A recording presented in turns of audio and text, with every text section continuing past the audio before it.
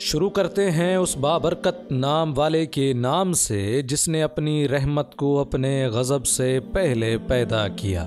کروڑوں درود و سلام حضور خاتم النبیین صلی اللہ علیہ وسلم پر اور ان کی آل و اصحاب پر۔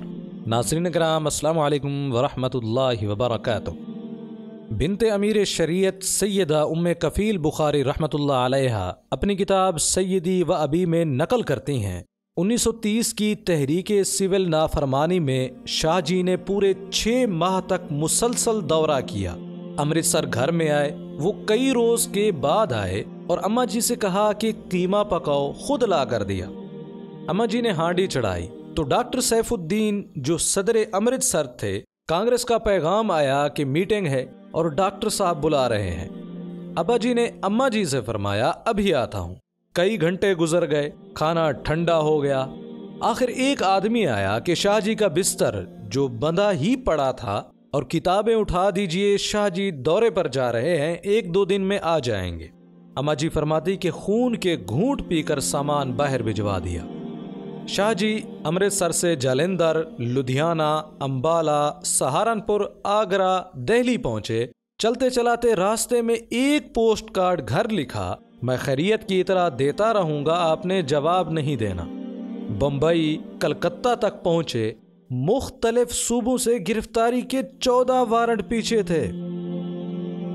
مشرقی بنگال کے شہر دیناج پور میں تقریر کی اور میزبان کے گھر بقیہ رات گزاری۔ صبح کی نماز پڑھ کر مصلی پر بیٹھے تھے کہ مسلمان مخبر کی مخبری پر پولیس والے نے آ کر کہا، سنا ہے کہ یہاں کوئی پیر صاحب آئے ہوئے ہیں۔ ابا جی نے فرمایا کہیے کیا کام ہے؟ انہوں نے گرفتاری کے کاغذ نکالے، دستخط کرائے اور گرفتار کر لیا۔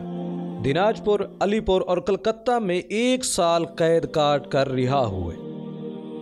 مجھ سے بڑی بہن سیدہ ام کلثوم 4 ماہ کی تھی جب ابا جی سفر پر نکلے تھے اور گرفتار ہو گئے۔ وہ 1.25 برس کی ہو کر 1931 میں اللہ کو پیاری ہو گئی۔ وفات کو چند ماہ گزرے تھے کہ اپریل 1931 میں ڈم ڈم جیل کلکتہ سے ابا جی رہا ہو کر گھر تشریف لائے۔ ہماری اماں جی کو قطعاً کوئی گلہ نہیں ہوتا تھا، وہ سمجھتی تھیں کہ سب کچھ دین و ملت کے لیے کرتے ہیں۔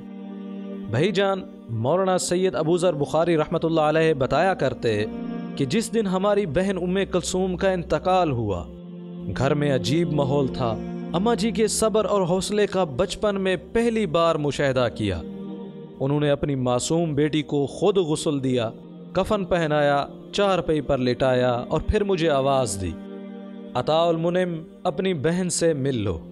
گھر میں اس وقت ماموں سید عبدالحمید بخاری، اماں جی اور تیسرا میں تھا۔ محلے کی چند خواتین بھی جمع تھیں۔ ماموں جی اپنی بھانجی کی میت خود اپنے ہاتھوں میں اٹھا کر جنازہ و تدفین کے لیے لے گئے۔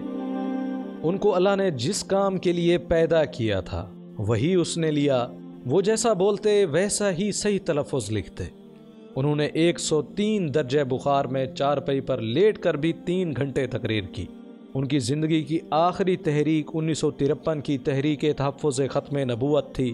انہوں نے علل اعلان لاہور، لائل پور، فیصل آباد، کراچی، پشاور اور ہر بڑے شہر میں فرمایا کہ جہاں کہیں کوئی شخص اس تحریک میں شہید ہوا ہے، اس جہان اور آخرت میں اس کا ذمہ دار ہوں۔ اے اللہ میں ذمہ دار ہوں۔ میں نے لوگوں کو ابھارا ہے کہ وہ ناموس رسالت صلی اللہ علیہ وسلم پر جانیں قربان کریں، اور جو انہوں نے کہا وہ کر دکھایا۔ دعا کرتے ہیں کہ اللہ تعالیٰ ان کی قبر مبارک پر کروڑوں رحمتیں خاص نازل فرمائے اور ہمیں ان کے نیک نقش قدم پر چلنے کی توفیق عطا فرمائے۔